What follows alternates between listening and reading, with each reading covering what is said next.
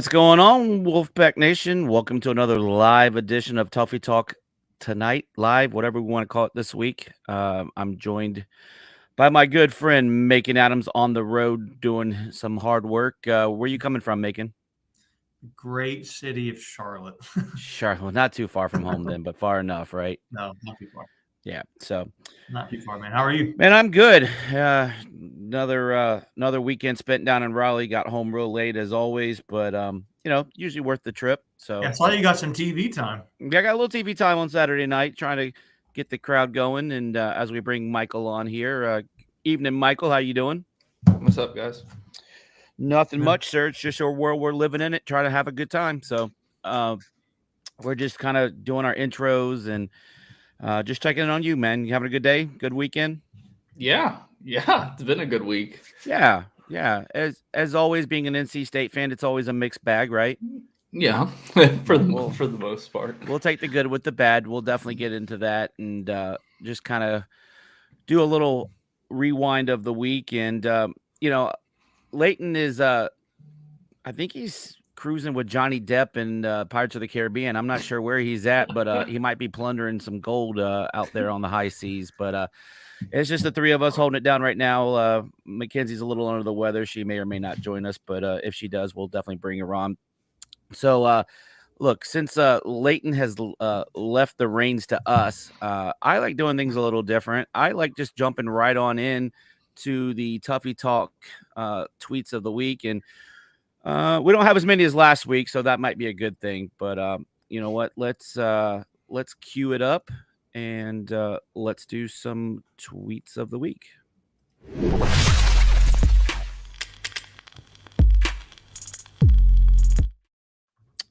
All right. You know what? I like to start with the good. And by the way, everyone out there for joining us, send us your hellos, your thoughts on everything we're going through, questions. We'll try to get to as many of them. We have Nicholas here in the chat, so thanks, Nicholas, for hopping on with us and being the first participate in the live chat. But let's talk ACC champions. Who wants to go first? I will. I mean, it's first time for everything, and it happened to be for women's tennis this year. First thing for everything, right? So NC State, as you're saying, NC State women's tennis, their first ever ACC championship, and UNC's first loss of the season. So that couldn't have come at a better time. And just a couple of weeks ago, they handed it to us pretty good, 7-0. Now that was without Diana Schneider, our number one player. They beat us 7-0. And I figure if she plays in that, you're probably getting 1 or 2 wins, and everyone slots in a little bit better. So that match potentially is either a win or a much closer outcome. But the championship was won over in Cary this weekend, and it was great. I was there Friday, got sunburned, but had a good time cheering on State. They beat FSU. Was that your first women's tennis event? Yeah, no, second. I actually went this year when we played Tennessee earlier in the season. So, but yeah. So, what has your experience been like so far? I enjoyed it. I enjoy tennis. I'm not like one of those fanatical guys, but I mean, I think like most of us here on Tuffy Talk, we just enjoy sports in general. And then, seeing sports in person, it takes it to a little better level. I would say I would probably, ACC like tournaments and stuff like that, I definitely would watch on TV. But if it was a regular season match, I probably full disclosure wouldn't watch it on TV. What about you guys? Yeah, I mean, I want us to get more invested into the non-revenue sports. Yeah. But when when the ones that are doing well, these tend to focus on those a lot more. And Absolutely. I think it's more intended for those teams to continue to play well, right? I mean, but I think it's awesome, especially when you have a national level talent like Schneider on the team. And I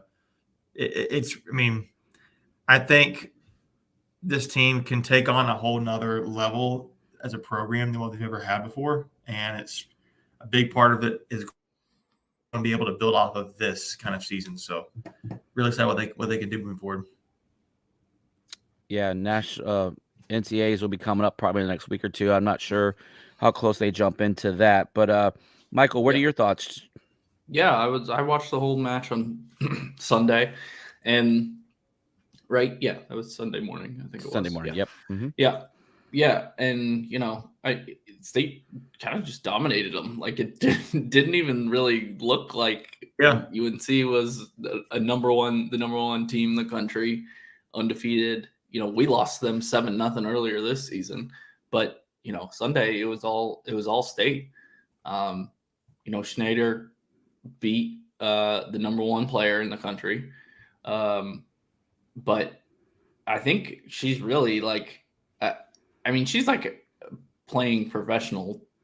Some She's on her professional. own level, right? She's on her own level. Yeah, like I don't know how she's not also like one of the top, like 1 or 2 in the country as well, because her ranking, like her like professional rankings, like in the top 100 in the world, Right. like, of female tennis players. So it's kind of crazy that she was going up against this I think her name was Crowley, who was number 1 in the country, and she dominated her 6-1 and then 6-2. Yeah. I was like I said, I was there on Friday, and our great follower Infinite Hate was there yesterday.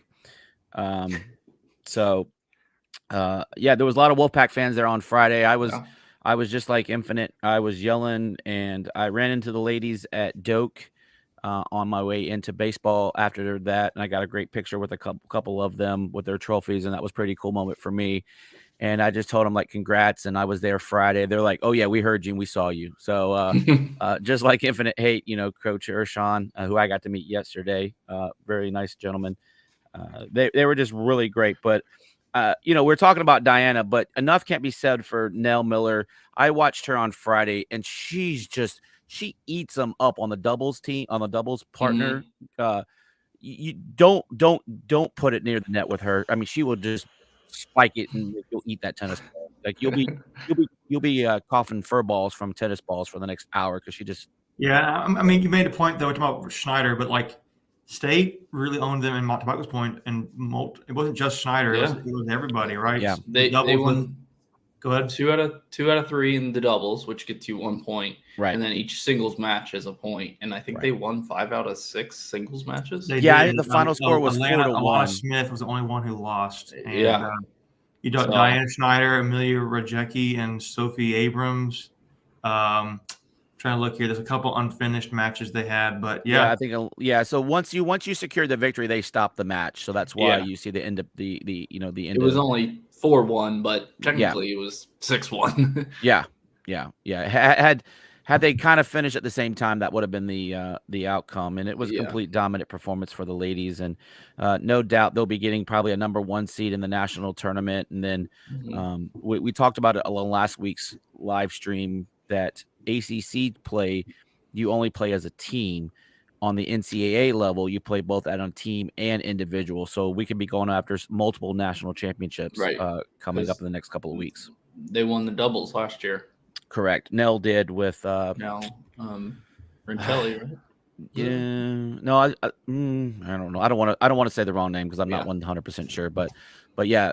And I noticed it looks like Nell only plays doubles. From everything that I saw over this weekend. Again, I've watched it from a kind of afar, going to that one match, so I haven't kept up with it as much as I should, and I will be doing a better job at that because it was exciting. It was Jada Daniels last year.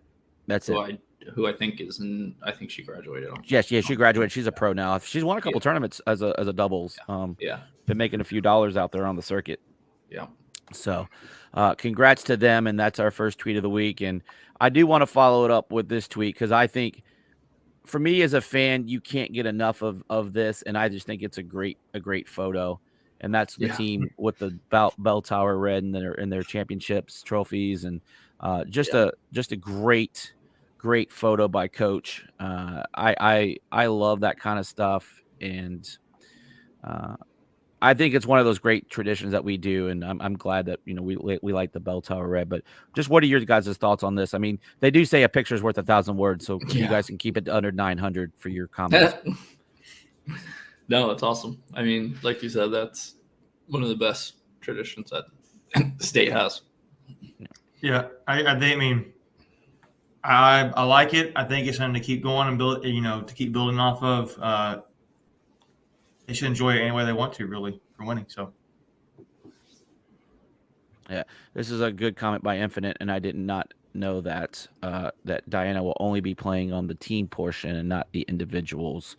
That's cool though. She's still going to support her team and try to go get a national championship for her teammates. By the way, I don't know if we did mention she was voted or selected as the most outstanding player during the ACC tournament, so she got double hardware for the tournament. So.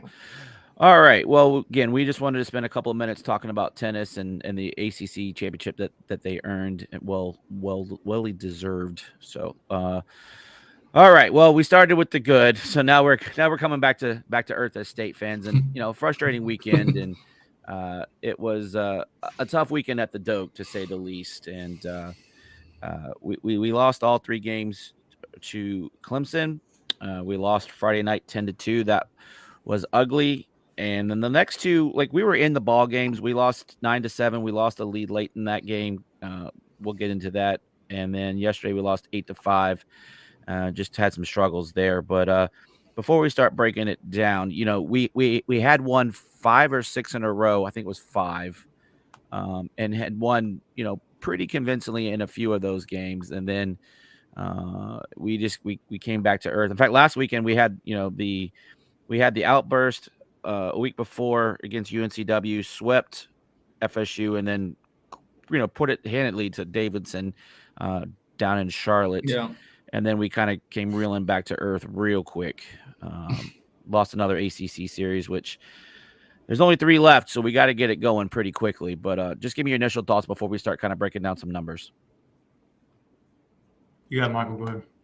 Yeah, it's tough. It was, one. Like you said, you were in the Saturday and Sunday games. I don't know. I mean, obviously you can tell by the scores. It was our pitching and defense scoring 8 runs in every game. Clemson did. I don't know. It like you'd like to just kind of blow this one off. But it's like you said, there's only 3 series left, and you got to start playing your best here. And obviously, Clemson's good. They've won 3 ACC series in a row after a rough start. So I mean, by the end of the season, who knows? Maybe Clemson will be a national seed or something. But and it doesn't look as bad. But getting swept at home is never great. Yeah, because we were 1 game under 500 coming into the series, and then now we're back to 4 under. But just kind of give me your thoughts if I thought it was a terrible series, man. You can't lose this kind of games. I thought State tried to have some moments there where they would come back, and they just couldn't. It was nice to see Noah Souls back. Yep. It sounded like we just are choking some games away. Like I don't know. I don't know. It's a little frustrating. I don't know. You can't go 0-3 against a team that's 5-9 heading into that series. Like Clemson's 5-9, and now they're 8-9. Yeah. So I just think that's unacceptable to me personally. Yeah, for me, the theme of the week is we dug ourselves into early holes in all 3 games, and we were able to fight back in the second game, actually take the lead.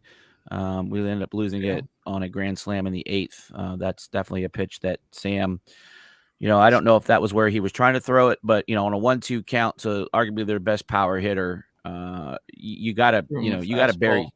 Yeah. I mean, grooved. It seemed like a grooved fastball in there. Yeah, and I know, coaches call the pitches, but he got him swinging 2 straight pitches on a changeup. Yep.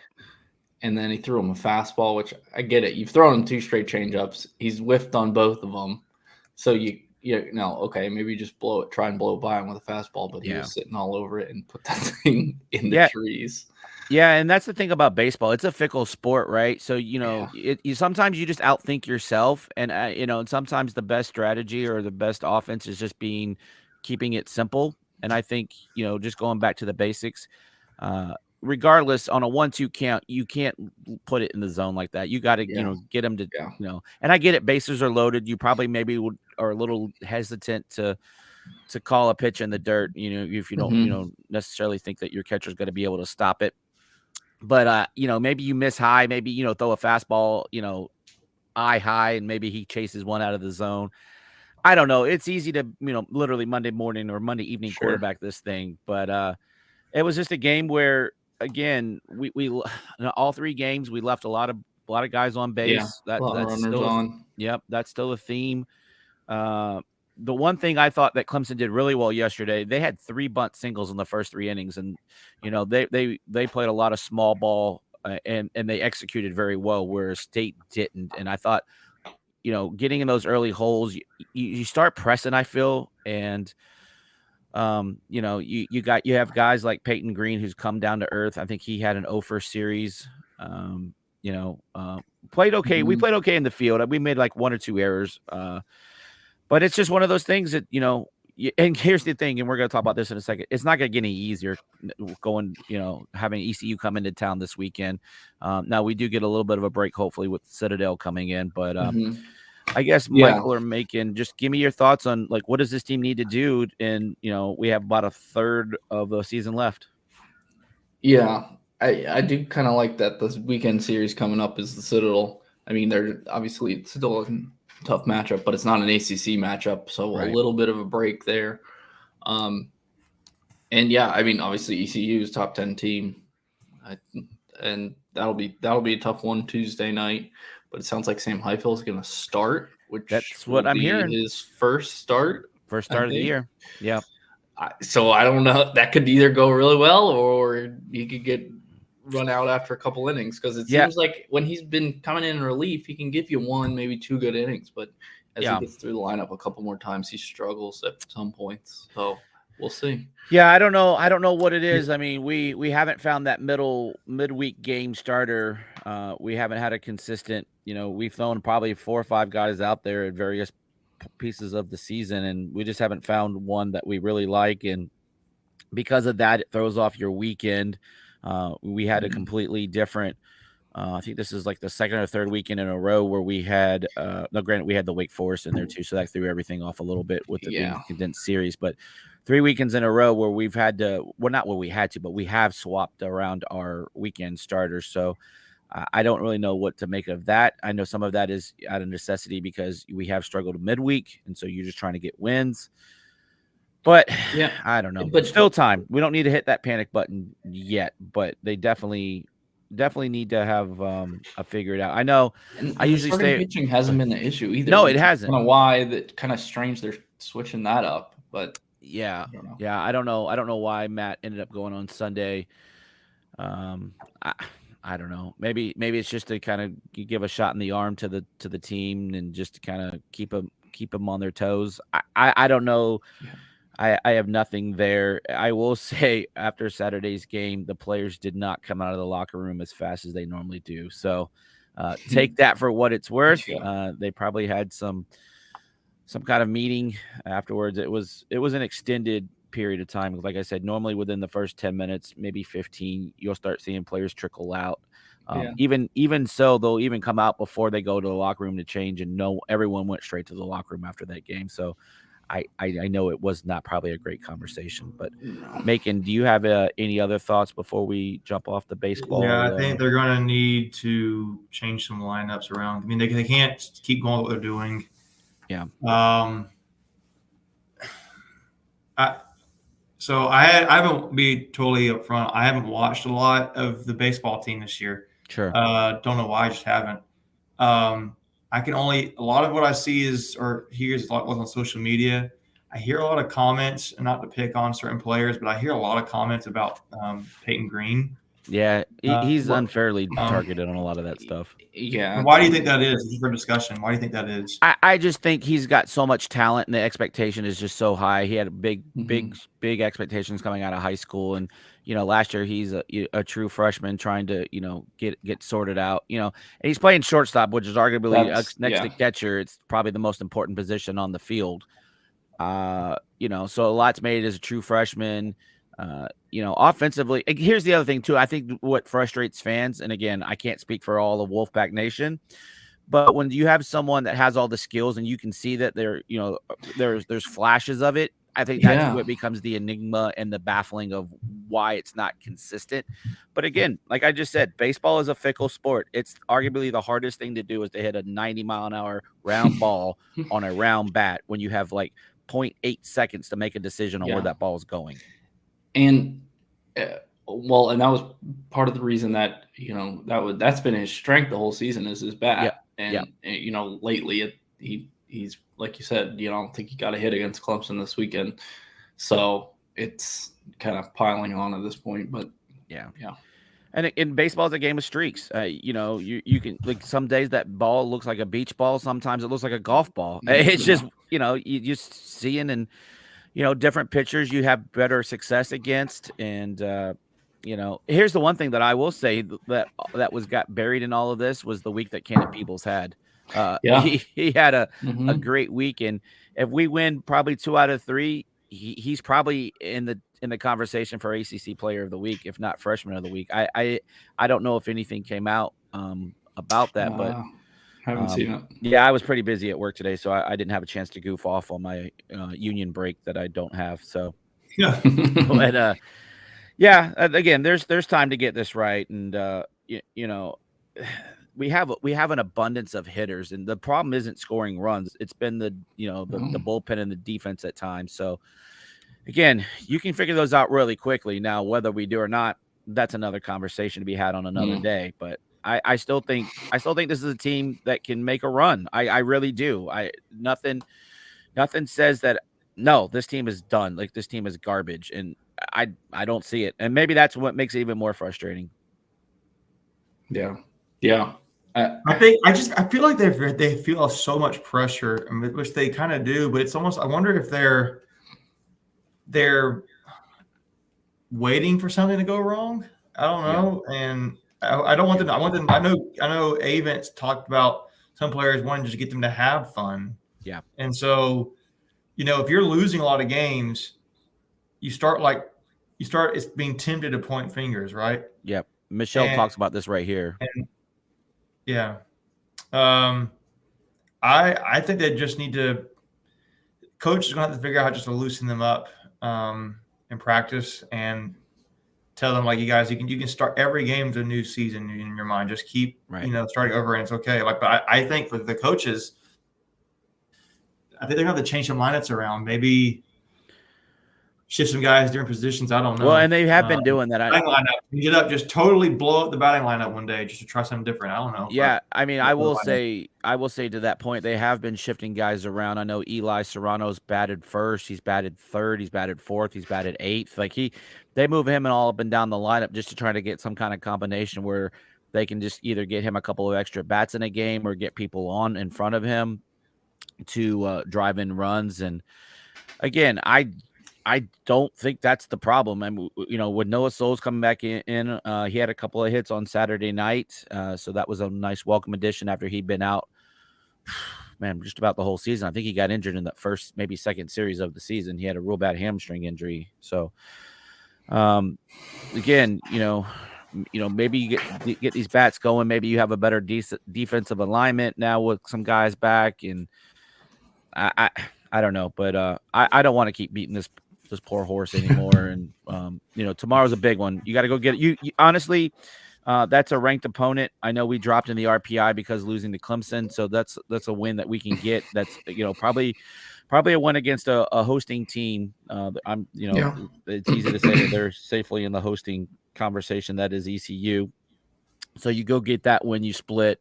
You still got some quality road games that you've already played in the season that you got some wins on, and now go win 3 more ACC series. You know, it's all doable. You know, we have the Citadel this weekend, A&T midweek, Notre Dame of our weekend series, Richmond, Carolina, and Pitt. So it's right there still for the taking. You just got to go make it happen. But all right, I think we're gonna move on to our next topic here. And I think it's time for some hoops, because I don't know if you guys have noticed, but there's been some news in NC State basketball. Yeah. So yes, we're gonna. I dropped all these tweets kind of in chronological order of when they happened. So we'll be jumping around talking about different topics. But the first domino to come in after the first batch, because we'd already talked about DJ Horn and Jaden Taylor. Yep. Yep, Jaden Taylor. Yeah. So they were the first two to commit the previous week, and then former 5-star recruit. Now, it is interesting that he's now considered a 4-star recruit, which I don't know. Like, all right, so we'll call him a 4-star recruit, Hey, but yeah. 5-star coming out of high school.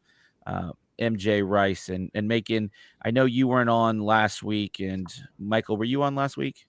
No, you were traveling back home. That's right. Mhm. Yeah. So I'll give you guys each the floor. Macon, you've been so nice to Michael. Let him speak. So I'm going to give you the floor first. Just kind of don't talk about anybody else because we got some tweets on them, but talk about MJ, DJ, and Jaden. Okay, so MJ specifically, I was very excited about this pickup for State. Anytime you can get a guy who was a McDonald's All-American, and particularly one from the Triangle area, North Carolina, a home state kid. He's from Henderson. Some people even say Creedmoor, but he's from Henderson. Yeah, that's a really big deal. He was really he was kind of come down to NC State and Kansas the last go around, and I mean, so if you look at the numbers, they're not all that impressive what he did last season at Kansas, but he's doing that on one of the best teams in the country. He did it playing on a team last season that had just come off a national championship season. So Jalen Wilson was like the best player in the country at his position, and he played the same position. Yeah, if this had happened at Georgia Tech, or if this had happened at, I don't know, Rutgers basketball, that would have been like, okay, well, that's not a thing to get excited about. But MJ is a guy who he's kind of like, he can kind of play the 3 spot. He can kind of play the 4 spot, in my opinion. And I think he's like 6'6"-ish, 6'5". But when you watch him on film, he just looks bigger. Yeah. And if I watched him on film, I didn't know his height. I thought, okay, this guy's 6'7", 6'8", really long wingspan. Seems to kind of move on the floor really well, and have a good sense of just the highlights I saw. He had, good field goal percentage when he was shooting, and I saw he was able to force turnovers pretty well for a guy at the time. That was a few things I remember seeing on one highlight tape. And I really think for NC State, particularly with the way the NIL set up, I don't think he could even – he could leave again, but I think he had to sit out a year. So when you get a guy, you're taking the bet on the fact that this guy just didn't see the floor much because he was playing behind one of the best players in the country last year. Yeah. You have him for like another year or two at least and can build him on that. I think the way State, look at the way State used Jack Clark last year, the way they've used Jericho Helms is probably another good player. Mm-hmm. That like another guard, small forward, playing at the 4 spot. It's a power forward position, generally speaking, but this is like a big guard. Yeah. And I think, he has to, the lights are to come on, the opportunity to be there for him, and it's got to make it happen. Mm-hmm. And I think his fans need to be patient with him. Don't expect him to be Superman right away. Don't expect any of these guys to be Superman. But, this guy's a freshman, right? You're getting him as a freshman, and he has the makings and the profile to be an NBA player, like profile-wise. He just got to put it together, and he didn't really have the opportunity last year. It wasn't because he had the opportunity, just didn't do it. It just didn't happen last year for him. So really excited about MJ. So just to kind of give you a quick recap of kind of what Macon was saying there, MJ Rice is 6'5", 215 pounds. He averaged 2.2 points a game, 1 rebound, 0.2 assists. Now, he only did appear in 23 games and averaged 7.5 minutes. So like you were saying, very limited action. He did have a career high of like 3 points last year. So right, he got garbage minutes at the end, right? Yeah. So I lied, actually. Nope, I lied. Texas Southern, he had 19. So I didn't expand. So he did have a game where he had 19. And Yeah. then So North what were the Dakota minutes of State that game 10. compared to other games he'd played? I'm curious on that. He shot the ball really well. He had 21 minutes. I'm gonna look it up. You guys keep talking. Yeah, he I'm had gonna look it up, 21 just out of minutes. He curiosity. shot two Wow. of Yeah. Two 19 of- points in 21 minutes. That's pretty good. Yeah. You're averaging almost a point a minute. You're doing Yeah. something. Yeah. Yeah. So like you said, there's Seton Hall. He had 5 points, which was a tournament. Not a tournament team, but they're a team that's on the rising. So to that point, again, a lot of games he saw less than 5 minutes of action, and once you got to conference play, his biggest minute total was against Texas. He had 15 minutes and he only scored 2 points. So, and that's a number 5 team in the country. So it's not like he was playing a scrub team. Yeah. But Michael, do you have anything to add to any of that? I'm just excited to see him play, and he's one of the most talented, highest upside guys we've had probably since Dennis Smith Jr. Yeah, 5 or 6 years ago. Yeah, most prolific name, I guess, is what you're kind of saying. Yeah, I agree. But I mean, overall, you're talking about DJ Horn and Jaden Taylor. I think those are 2 really good pickups as well. DJ Horn can just shoot the 3. Like he averaged over 2 made threes a game. Yeah. Last 2 seasons with Arizona State. Excuse me. He's a career 38% 3-point shooter. So when him and Casey Morsell are out there, I mean, that's going to be a really good shooting lineup there. Yeah. And what are your thoughts on, if nothing else, you're building depth, right? Depending on, how, because here's the other thing, and we'll kind of talk about it. We may not be done yet in the portal, and we'll definitely talk about that. We'll just kind of tease that. But if nothing else, you're bringing in Power 5 guys that are scoring 12.5 points, 15.5 points, 16.5 points. We talked about earlier after the season, kind of did our recap that you're going to have to we're going to have to replace a lot of points with Joyner and Smith. And I think this is that good start, right? Mm-hmm. Yeah. Yeah. I'm really excited about this guy, man. I think what state fans remember with this, maybe he's the starter. I think because he plays that 4 position, he's going to play out. He very well could be the starting 4 guys. I mean, he could be potential. Yeah. I mean, so it's hard for me to also now think about you might have to expect something from him. If he's going to be the starting, you got to expect it from him. So it's like, hey, big role, got to fill the shoes. Yeah. But I mean, you got to think his competition is Ernest Ross.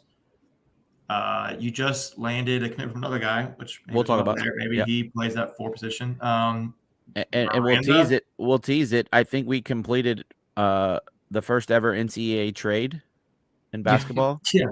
Yeah, that was kind of funny. Yeah. I don't know. I mean, I think it'll be, with Jack Clark leaving to Clemson. I don't really care. It's good for him. We're just dropping this to just say, hey, this is where he's gone, and I set it up because of this right there. Right. So I kind of was making fun. It was like the first modern day NCAA college basketball trade. Obviously, that's not a thing, but it was just kind of coincidental that I think it was the same day, if I'm not mistaken. They both committed to the opposite school. So this has been Middlebrooks, who committed from Clemson. Another guy that, so you're stealing from an ACC opponent. And this is the guy that Leighton can't remember his name. So last year it was Dusan Mahorchik for me. And this year Leighton's good. His public enemy is going to be Ben Middlebrooks. What was he calling him? He just forgetting the S. He was like his name so long. So a really solid pickup. A guy that played behind PJ Hall. So he didn't get a lot of minutes, but a very productive player. I believe he averaged about 8 points a game. If my numbers, I'm sorry, only 3.1 points per game, 2.7 rebounds, a half assist, but he did shoot 48% from the field. So that's a big number. He is a sophomore, so he'll have 3 years of eligibility. Math right? If he'll be a sophomore this year, it says he's a sophomore, so I don't know. So he'll have 2. Yeah, I think he has 2, right? Yeah. They haven't updated everything. And I think it's a good pickup. I think he can come in and kind of just take that role that Doosan was playing. Yeah. Be a good complement to Burns in the post, a different type of player. Yep. Now he is a guy that is 6'10", 232 pounds. Ironically, his best game last year was against NC State. So he scored 8 points twice, and 10 points was his high last year, and that was against State. And then he scored 8 in the other game, and he scored, so 10, 8, and 8 against State last year. So, yeah, this is a guy that I think it's an automatic upgrade over E.B. Duwana. Yeah. And so State got better getting Middlebrooks, in my opinion. I mean, So- Duwana in particular, I know we talk about the rebounding thing too, but like Middlebrooks, if you watch him on film, the dude can play. Yeah. I mean, he has an all-around good game. Doesn't look like he does anything amazing or great, but he's a really good rebounder. He's got a little bit of back to the basket game. He's got a face-up kind of game where he can maybe hit a shot on you. I like the rebounding, to be honest with you, about as much as anything. And his, get relieve DJ in some minutes, and maybe if after DJ leaves this year, maybe he's a starting center. I think kind of figure it all out. And I don't know. I really like this get for State from like a depth standpoint. Yeah, his you were talking about EB. They played about the same amount of minutes, about a minute difference. EB only averaged 1.7 and he had 1.9. Now the difference you're going to see is in the block shot ability. That's where kind of EB shine was on the defensive side of the ball. But I think to your point, Macon, he's definitely an offensive upgrade. Michael, any thoughts that we haven't discussed about Mr. Middlebrooks? No, I mean, if you can upgrade at every position, even if it's backups, it makes your team better. And it seems like that's what the goal was this off season. Yeah. And to the point, I think again we had some points to make up. So like you're saying, you're getting a little bit more offensive upside with Mr. Middlebrooks because I think when I did the math, I think we lost 65 or 70% of our offensive scoring from last year. So yeah. Like to that point, Turquavian, what was he, 18 or 19? Yeah, you don't have to go out and find somebody who's averaging 18 or 19. You can get somebody who's averaging 13 or 14, like a Jaden Taylor, and then like Middlebrooks, you upgrade that over EB, who wasn't giving you much on the offensive end. So you get more offensive upside through multiple guys instead of just one.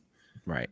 And then here's the other thing too that we'll probably discuss is we've added height to our team, right? And that was the one thing that we didn't have a lot of depth at, was that center position, kind of to protect DJ Burns. So, all right, moving on to the next tweet here. This happened today.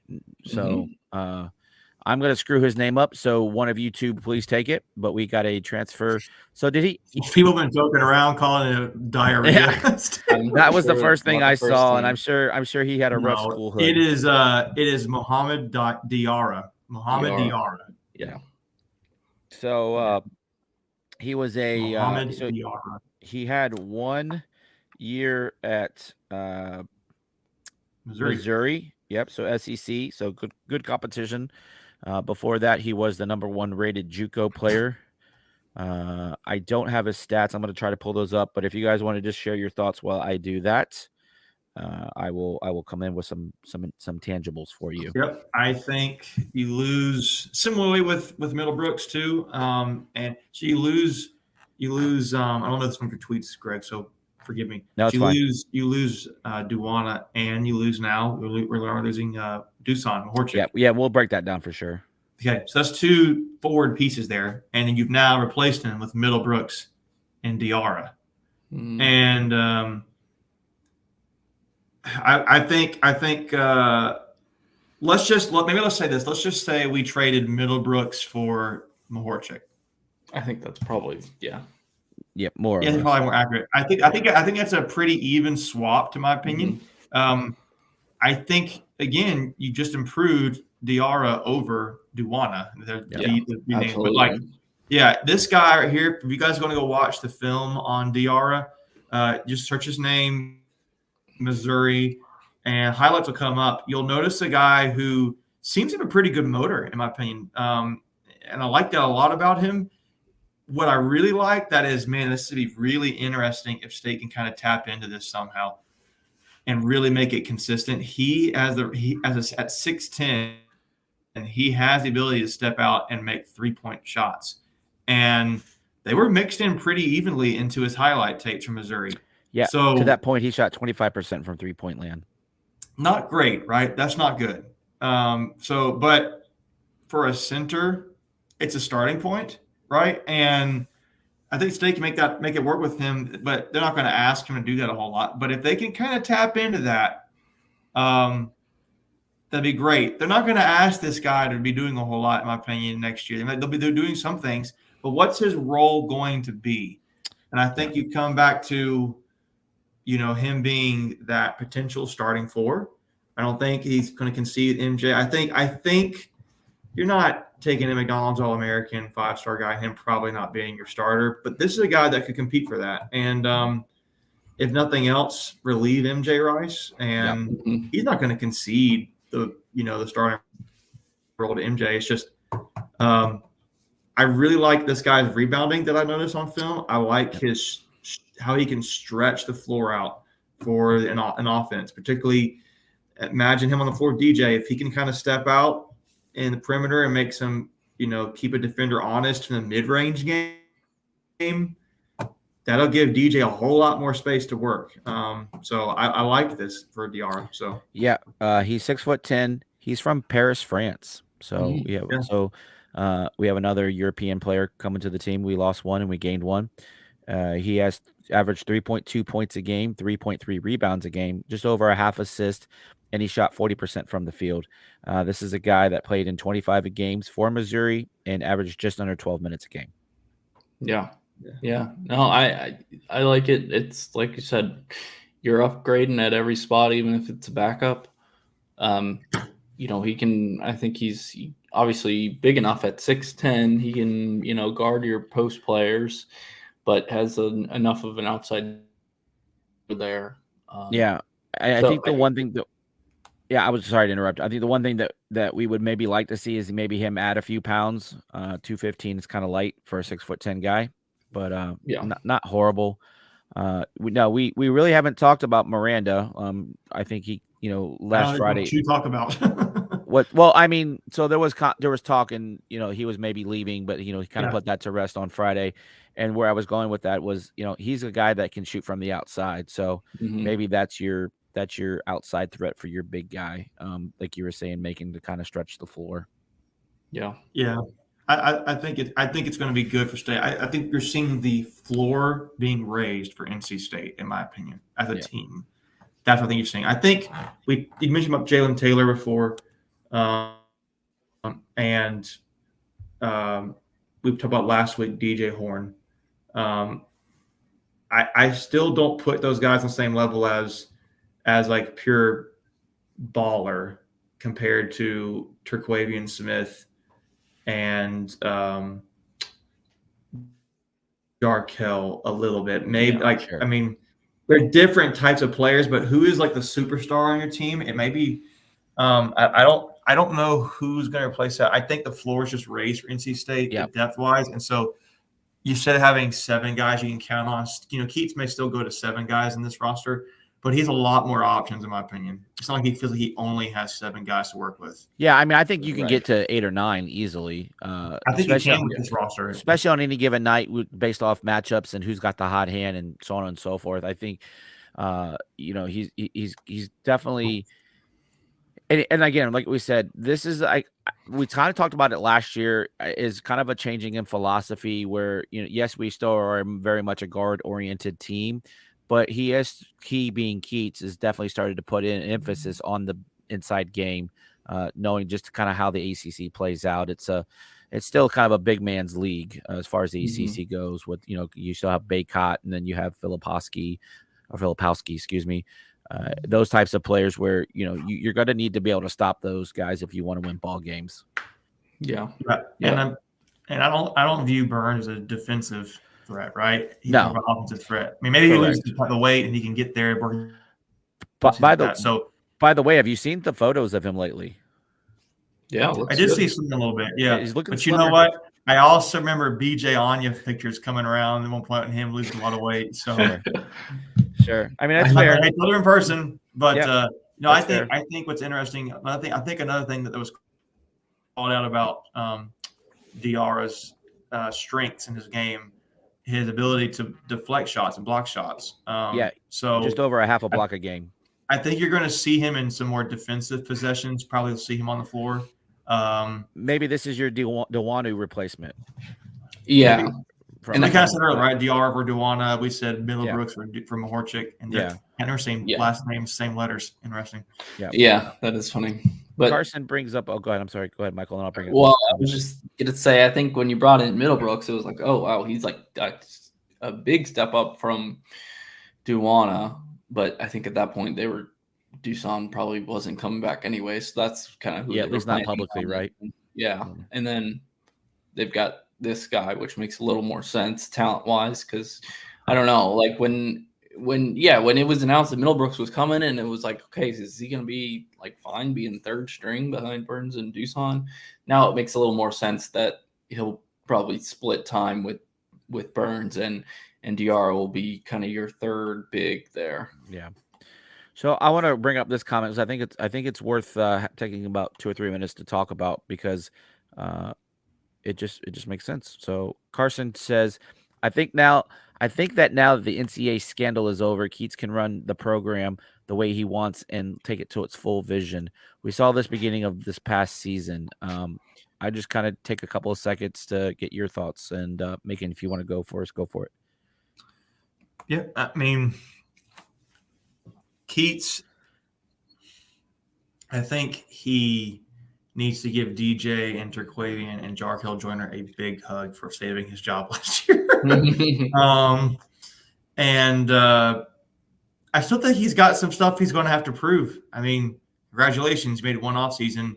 You lost the first game into the tournament. I mean, it's something. It's better than what it was, but it's I think you still have to prove it there. I think with having the cloud of the NCAA thing gone, he can recruit talent that he probably couldn't have otherwise. The fear factor is not there anymore. Right. That at least it's reduced. But I come back to too. I don't think it's anywhere near as scary having a coach against Hubert Davis and John Shire as it was Roy Williams and Mike Krzyzewski. I think that's another huge thing people aren't thinking about. Yep. And I mean, at this point, what Duke is selling is that their brand. I mean, they have some guys. They can say we had Filipowski, who developed into an ACC Rookie of the Year. They can do things like that, right? It's Hubert Davis can go to players and say, hey, look, Armando Bacot is a guy who's one of the best, double-digit scorers. Would have been ACC Player of the Year. We had won more games, which I don't think is a really good look for him. But I really think Keatts, he's getting the job done in the offseason. That's for sure. And I heard people say on social media that, his time at Hargrave Military Academy, where he was able to flip rosters, he had to. Every year, that mentality and flexibility he's had in the past may actually pay off dividends now. So, Kevin Keatts is the portal whisperer, whatever that means. Just kind of goes back to, like you were saying, every year he has to flip the roster there at Hargrave. So it just kind of makes sense there. So, all right, we're going to go jump to the next tweet. We got some more to pound through, and we only, don't want to be here all night, even though we could probably be here all night. Probably could be. Yeah. So we kind of talked about this with Dusan leaving, and I do want to spend maybe 4 or 5 minutes talking about this, because this was an interesting one that we weren't sure was going to kind of happen. You see his IG message pop up. I think it was Saturday, if my memory serves me correctly. He dropped in his IG story that his ACC waiver, which was interesting that it went to the ACC and not to the NCAA, unless there's an ACC rep that handles it. And I don't know. Yeah, I don't know. I'm sure he has to. get it approved by the NCAA first and then the ACC, I would guess. Yeah, I don't know how all that works, so that would be a fascinating thing to find out at some point in my life, I guess. But so he comes back, or he says he's coming. Well, he's got an extra year of eligibility. We'll start with that. And then yesterday kind of pops that he announced that he was going to the portal. And I saw, and I don't know, just intuition, I guess I had. And I was driving back last night. I'm driving on 95 just north of Richmond, and I see this pop up, and I go, yeah, makes sense to me. Like, I kind of saw it once everything, and then some more news came out, and I'll get to the point here in a second, but he's now married. By all accounts, his wife, either on Twitter, I think Twitter, combination of Twitter and IG, said that this was not Dusan's decision to leave on his own accord. So we can start there. Michael, what do you make of all of that? And now knowing that he wasn't as healthy, like his injury was much more worse than we thought. Now I think I had shared on one of the streams that I had heard that he had a setback. Now I think that makes sense why, but we didn't know to the severity of it. I think he had a second surgery, which what happened. So yeah. That second surgery is now extended his timeline to get back. Yeah. Which is up in the air at this point, when he would be able to get back, right. Whether it would be the end of the year or not till the middle of conference play. Yep. And that's where it seems like you can't hold a spot for that. Right. You can't hold a scholarship hostage. Yeah. Yeah. It's tough, and it's. Well, I feel for Dusan because he's gotten hurt at multiple spots too, and yeah.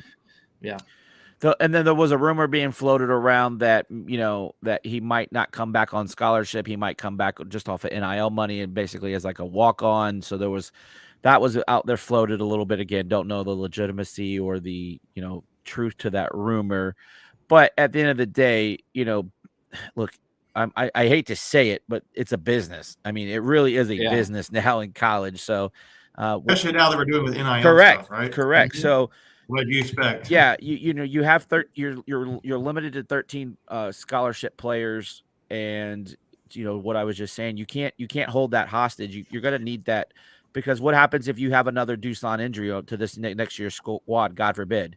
And so now you're down 2 scholarship spots. But Macon, what are your thoughts on how this was handled? I mean, I don't know all the details, so I don't really just what was public. I don't like the idea of kind of the concept, if it's true or not, but just if it were true, the idea of pushing kids out. I don't like that. I don't say it's what KEATTS has done because I don't know the details. So again, I don't. So you don't want to be like Clemson football is what you're saying. Exactly. Not that bad. For anyone that doesn't know that reference, it came out in some things that scathing article. That's a very good way to say it, Macon. That after kids were given walk-on kids were given scholarships, they're now reportedly being pulled back by the Clemson coaching staff due to scholarship limitations and trying to make room for other players. So that was just scouts are saying, talking to Clemson coaches, it's like every player in their team is an NFL roster player, and they're like, it smells like poop. Yeah. But anyway, all the time smell. But yeah, so I we digress. But I mean, there's some legitimacy to what you're saying, though, right, Macon? Like again, you don't want to be. That's the word that you don't want out there. So when kids are potentially looking at your school, that it could happen to them down the road.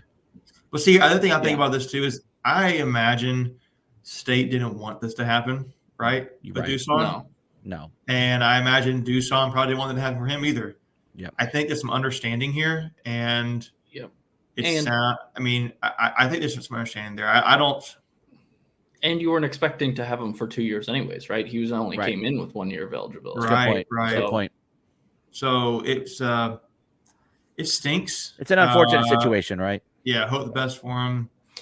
And the other thing, it's totally different though than just saying, "Hey, you're a guy on this team, and we just don't want you on the team anymore." That's right. So that's definitely not what happened. I think it was because go ahead. Well, I was just going to say the other thing about him not coming back. It's like, okay, if he can come back in January, maybe that's you get most ACC play. But as we saw this past season, I mean, not for NC State because they took care of business in the non-conference, but teams that did bad in the non-conference, they had their resumes were hurt by that, right? I'm looking So at you, Florida State. really need, you really need a healthy team at the beginning of the year, even though it's non-conference, because the net weighs the non-conference so heavily. So for sure, especially if some of those games are on neutral courts. And it sounds like, yeah. speaking of that, there's rumors that we're going to be playing out in Las Vegas next year. Did you guys see that?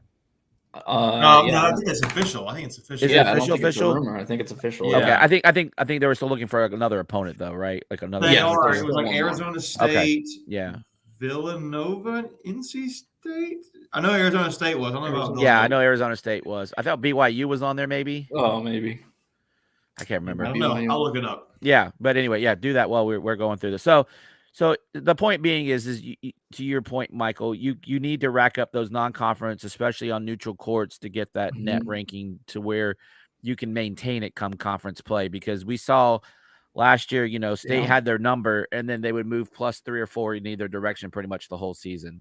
And during non-conference, when we were winning, we were jumping up 5-6 spots at a time. So especially early in the season. It's flawed, but that's just kind of how it works. So you have to play to the algorithm system or whatever. Yeah. It was BYU. Yeah, nailed it. All right. So I think we've look, and at the end of the day, we definitely, we wish Dusan all the best. He was a guy that if there was injury, you could see him on the bench, getting water for his guys, grabbing a towel, pumping them up, coaching them up, whatever, cheering them on. This is a guy that couldn't contribute on the court, but he did everything to have his guys ready to battle. So, we are appreciative of his efforts, and super nice guy, and we wish him all the best. Yep. All right. Next tweet of the week. So all that being said, and I will drop this nugget in the chat, but we've done pretty good in the portal. Yeah, I think State is getting the recognition it deserves, and Keats getting recognition he deserves in the portal in the offseason. After what he did last year, getting home runs pretty much at every position with Dusan, and Dusan had an injury, so it's a little bit unfinished there, but getting Jarkel Joyner and DJ Burns, and I feel like I'm missing somebody. Jack Clark. Again, maybe not home runs, but I would say, really good, really good class. This class here has the potential to be really, really good too. So I guess my question would be real quick is, who do you guys view as the most impactful transfer so far? To me, go ahead. You got it. I'll leave my thought last. Yeah. Who is right now, or who could be? Because those are different answers. Yeah. Because I think MJ. Let's go right now. Yeah, right now, I'd probably say Jaden Taylor, just with the size, his defense. Yeah. He can score the ball. He was the leading scorer for a Big East team. I'd say Jaden Taylor right now. I think who has the most potential to be is obviously MJ Rice. I kind of want to go DJ Horn. I was thinking the same thing because he's going to be your point guard, right? Stretch the floor for DJ Burns. Yeah, that's fair. Mm-hmm. Maybe Casey can do that right now, but there's not really the other. LJ Thomas maybe. If he's on the team, there's not really that guy who can stretch the floor, who's a true complement to DJ. And yeah, that's fair. You don't really have a true. You don't really have. You're limited on the point guard side of things too. So it's like right now it's either Breon or LJ, and I don't know if I feel confident either one of those guys running the point guard. I feel like they're better off the ball. Maybe particularly LJ off the ball. So I kind of want to say DJ, but I get it. Jaden Taylor is. When you talk about losing Terquavian Smith, well, you need to find offense to replace a guy like that and Jarkel. And I don't know if I don't think there's anybody on this roster that's going to straight up replace those guys. So Taylor, in my opinion, is the key to unlocking a lot of things. I think MJ is the key to unlocking some of the stuff. But so real quick, then who plays the point? Are we done? That's kind of the question. Are we done? Right, because we're full on scholarships. We are full on scholarships right now. So, and the portal window is still open for. So I guess we about are. Another, I guess maybe you're not. I don't know. We'll see what maybe- happens. what is it, Michael? Another 4 days? Is it the 28th that it closes? You corrected me on that last time. I don't know. That was the football one. Which Oh, was football. the 30th. Jeez, there's too many darn portals. That's true. I know. I don't know the basketball. It is soon though. It is only. Yeah, it may be the end of this week. Yeah. Yeah. So I mean, people have been putting on Twitter, yeah, the idea of having there's a transfer there who visited point guard. Mhm. I'm not saying anything I shouldn't say. There's a transfer point guard who visited from Alabama, NC State recently, before Muhammad Diarra did. His name was Jaden Bradley. And this was another guy who was another five-star McDonald's All-American, I think the same year as MJ. But I could be wrong. Yeah. So, and it's also on Twitter between him and Memphis. Also visited Memphis. Nothing has come out yet about who he's committed to. But I think when you think about him at NC State and you watch his film again, go watch film on Alabama point guard Jaden Bradley on YouTube.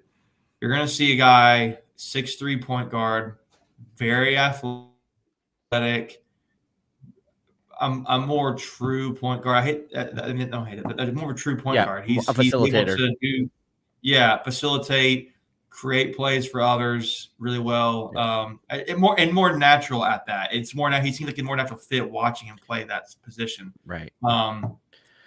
I really would love State to land that guy, because if they can get that guy, I feel like, okay, now you've put the key in there, because then State can run some things. You don't even need a key; it's automatic ignition nowadays. So I think that's true. With LJ, DJ, and DJ Horn and Breon. Yeah, maybe Breon's a little different, but none of those guys that I see that are like really good at creating for others. Yeah. And when I watch on film with Jaden Bradley, it looks like he does. So again, he's not committed anywhere, guys. Right. That'll probably happen sometime this week, I'm guessing. I don't know. Well, hopefully. Yeah. We'll see. The one thing I think so too. But yeah. I mean, just the timeline. The thing is, we thought earlier. Yeah. If he's already got 12 scholarships committed, which remember, State had the one scholarship taken away from the NCAA stuff. Yep. Generally, your roster you're allowed to have 13 scholarships max on a basketball team. Yep. State's limited to 12. So if you were to get Bradley, it's like, what does that mean for somebody else on the roster? So maybe I don't want to get in the position of kicking somebody off the team. But maybe someone's already leaning anyway. Maybe somebody's already moving. Maybe Bradley goes to Memphis. Yep. And we just have to roll with the team we got. Yep. That's a very strong possibility. Yep. So I think just what you look at right now, I like the lineup. And I come back to more of the point guard that I'm more worried about. But Horn, Taylor, Morsell, Rice, and Burns. Yeah. I don't know. I'm not sold on the I still need something of another point guard. That's just me. I mean, there's something that I don't see a lot of creativity happening with Horn on the film. I see really good catch and shoot point guard ability for Horn. Yeah. So anyway, all right. Well, we'll get into this as we get closer to the fall here. We got about 150, 160 days before basketball gets started, so we got plenty of time to dissect that. So moving on. Just real quick on the women's side, we did sign a player out of Sacramento State. Not a hotbed that you would normally think of, but you know what? This screams, and I'm not saying there's any comparison. This to me screams Arena Perez type move, right? Someone who, by the way, she's from Canada, so we've had some luck there with. I just forgot her name. Ace. Yeah. Small, like, again, smaller school. She shoots really well from 3-point land. I think she was like 45%, something ridiculous. Yeah. It was 40. That's for her. I don't want to cheat her. Yeah. Yeah. Career. 45 was change. Really what it was. 45 was change. Yeah. Yeah. It's a crazy number for your career. Yeah. I think Corey Smith from Pack Pride had a tweet out that showed her percentiles of her scoring ability. And it's like at least like the 95th 95th, 94th percentile in like multiple categories of Like offense. all the shooting metrics you could look at, she was like 95th percentile or something. Yep. And let's be Something honest, crazy. this is an area of the floor we really struggled at last year, was shooting Yeah. from the outside. Mhm. So, you know, if her game translates to the ACC, and I think, you know, Yes. if you're just going to be able to shoot the ball all day, then have at it, you know, lights out. But we'll see what happens. Again, this is probably the first of many moves. This puts us at about 10 players, again, if my numbers are correct. So we had 5 returning players, 4 Mhm. incoming freshmen, now 1 transfer. So I can't see anything. There you there go. it You is. can see there. Yep. So 45, 46%. So yeah, she just gets it done from the outside. So again, if we can get an inside game, work it inside out like Coach Moore likes to do it. By the way, happy belated birthday, Coach Moore, who turned 65 on this past Saturday. So happy birthday, Coach. But yeah, I still see probably another 2 or 3 players that we're going after. There's some irons in that fire, and we'll see what comes up with it. We won't go too much into this because there's going to be tons more movement, and then once we start getting some more players, we can probably do a little bit more better breakdown and analysis of what we have. So just want to keep that moving. Any thoughts before I click to the next tweet? I love recruiting. That's all I got to say. I know you do, buddy. I know. That's the last thing I want to say. I mean, your Twitter handle has that in it, and I won't give it away. I feel like I'm the Dave Chappelle meme where he's like, "You got any more recruits? Recruits. You got any more recruits?" That's what I feel about it. Yeah, and I hate you for it because you got me in it now. So that was fun, my only man. like. It's fun. Yeah, you got me on Twitter checking it like daily to see who's Greg was out loving his off season, and his off season just got shorter. It sure did, sir, and I appreciate it. So all good. You keep me on my toes, and I appreciate you. All right. Speaking of recruiting, Jeez, we are still. I know. Guys. I know. You guys talk too much. All right, let's go real fast. Let's go real fast. Yeah, we'll go lightning. Just another our top target for running back out of the 24 cycle, who I believe we'll have on the program here in a couple of weeks. I think we're going to be reaching out and having an interview with him soon. I know we've got, I think, another recruit video, I think, coming out this week, if memory serves me correctly. Our fearless, our fearless leader's not here to tell me what we got. So, but I don't think that's this week. No, okay. I don't know what we got. Oh, cheerleading's this week, I think. Yes, that's right. Yes, that's it. Thank you, guys. But real quick thoughts. I mean, anytime you can get your top target at running back, it's good. And he's from Georgia. I mean, I'll take all the Georgia players. Yeah, we've had some success there. I think, Macon, since you're the king of recruiting, I think this is like our 6th or 7th top target that we've gotten in this class. Does that sound about right? Yeah, I don't know. Yeah, that's I don't know about all that, but it's he was a main guy, I think. So he was this is a guy who he scored a lot when he touched the ball, and I think that on his highlight tape, I can't remember if it's Max Preps or Huddle website stats, whatever it was. He got injured at some point last season. That's been his biggest knock, is he's been injured the last 2 seasons. Right, but when he's played, he has scored a lot. Yeah, and done really well. I think he gets a touchdown once every 9 touches. I think was it the absurd number that I heard or something like that? That's crazy. Yeah. Yep. Something like that. It was something like that. I think that's right. It was absurd. Yeah. The only reason I know that's because of you, Macon. Thank you. But yeah. All right. So good news is we're continuing to crush it out there on the recruiting trail. Our coaches are out there doing the yeoman's work. So real quick, we'll blow through this next one. Again, this is from Steve Williams over at IPS, who had a nice breakdown. Lots of official visits coming up in the next couple of weeks and months. Some of these guys we've already got commits from, and they're going to take their officials. So just to have them on campus and meet up with some coaches and players, that'll be a great thing. Any thoughts on that, gentlemen? That'll be a good weekend to follow. Yep. Yeah. June 16th. That's, I love recruiting. What I will think is interesting here is that you've got right now, I think it's two of the commits on offense visiting the same weekend as you have How many receivers is that? 1, 2, 3, six? at least 3 receivers. Oh yeah, Three receivers, yeah. Gotcha. So that's where we need to lock somebody down. Yeah, because we're going to be losing some of those. You go around them. You've got your quarterback and your running back recruiting 3 receivers right now. So you're probably not going to get all of those guys. Yep. But I'll tell you what, I saw some clips of Alex Taylor going around this weekend from his camp recently. Woo, that dude can play. I've heard, Jonathan Taylor, for those who don't know, shorter receiver. He's like your all-purpose kind of player. He can line up in the backfield. He can line up out wide. It kind of reminds you. Now, I'm not talking speed-wise. It reminds me of Tyreek Hill. Oh yeah, I mean he could. Yeah, he's a slot guy who is slot guy with speed. Terrell Anderson.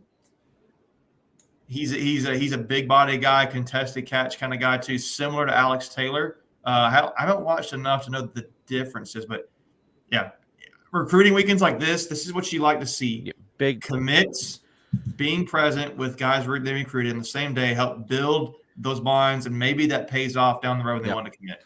Yeah. The other thing I'll say is you're seeing a lot of guys, and again, take stars for what they're worth, but we're getting a lot of 4-star, 5-star guys coming in for visits and things that we didn't necessarily see, 5, 6, 7 years ago as Coach Doran was just getting going. So great to see that happening out there on the recruiting trail. So we'll just jump over real quick, just drop this nugget real quick from NC State softball. Tough weekend, losing all 3 to Carolina, but just to see the support of these ladies with everything that they've been through, 2 consecutive series that have been sellouts. So that's just a great thing to see that, they're fighting and the fans are fighting for them. So we really appreciate that. And Infinite Hate, you're 1 second ahead of me because I got you there, right there. Another big recruit. Last week we mentioned the number 1 recruit, Deal, I think. This young guy, I can't read it because it's so small. Can anybody read that? Kai Winkler, national age group record holder, rising sprint star Kai Winkler. Yeah, probably commits to NC State. Yeah, so Infinite Hate was kind of there with me. Just looking at him, he's like in the 15-16 category. He's breaking like sub 42s, 49s, just ridiculous numbers. So swimming and diving are just building upon their great finish at nationals, and they're just getting it done. So excited about that. So we always talk about going to support these programs, and there's a gentleman that sits just below us at football. He was a swimmer at State, and so I've committed to him that I will try to get to a swim meet this upcoming season, and I'm going to try to get to all the sporting events in one calendar year. If anyone can do it, I can do it. So, but that'll wrap up all of our tweets of the week, and we will just kind of put a bow on this show, guys. Anything that we might have missed? I would say no. I don't think you talked about. I don't think so. Last week. I think we've covered it all. Yeah, I feel like we did it justice. I think Leighton would probably give us like a 4 out of 10, which coming from him, that's high praise. So we'll take it. All right, ladies and gentlemen, Wolfpack fans of all ages, that will bring us to the end of another live show of Tuffy Talk Now. As always, we appreciate it. We kind of teased it earlier that this week's episodes will be featuring your cheerleading co-ed small group champions, along with Coach. He joined us along with 2 of our captains on the team. So be on the lookout for those. I think those will drop Tuesday and Thursday. We got some fun things coming up here in the next couple of weeks. So obviously check those out. Make sure you're following us on Twitter to get all those great updates. Make sure that you are subscribed, liked, and ringing the bell for notifications for when we do go live with new episodes or Tuffy Talk Live, that you can get the notification to be here for us. And as always, like, subscribe, rate wherever you get your podcasts, all those fun, plugs that we have there. And until next time, Wolfpack Nation, we will see you soon. Later.